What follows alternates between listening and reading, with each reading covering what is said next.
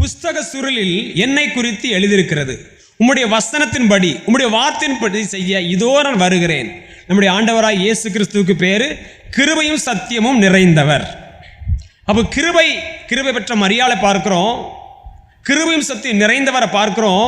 அவர் சொன்ன ஒரு காரியம், தேவனே புஸ்தக சுருள் என்னை குறித்து எழுதியிருக்கிறது. வசனத்துக்கு கீழ்ப்படிதல் அது ஒரு பெரிய கிருபை. அந்த கிருபையை நாம் பெற்றிருக்கிறோமா?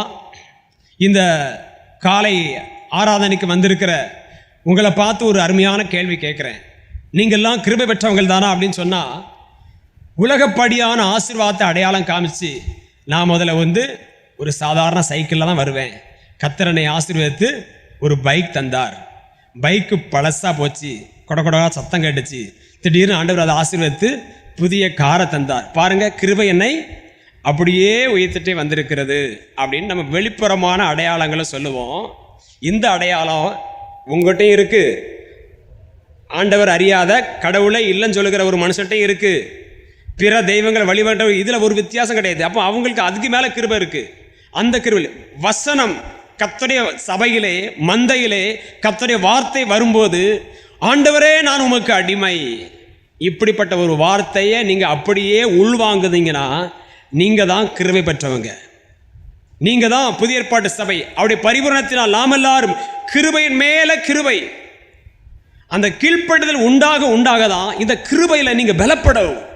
என் குமாரனே, கிறிஸ்து இயேசுவுள்ள கிருபையில் நீ பலப்படு. வருகிற காலங்கள் கொடிதானதாக இருக்கும்.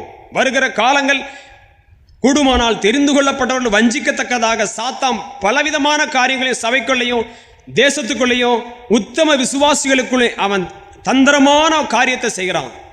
இது எல்லாம் நீங்கள் மேற்கொள்ளணும்னா அதுக்கு முக்கிய காரணம் வசனம். என்னை குறித்து எழுதியிருக்கிறது. வசனம் வாசிக்கும் போது என்னை குறித்து ஆண்டவர் சொல்லுகிறார்.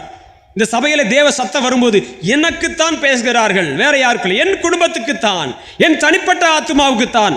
அப்படியே நீங்க உள்வாங்கும் போது உங்களுக்கு ஒரு பெருகக்கூடியது கிருபையின் மேலே கிருபை.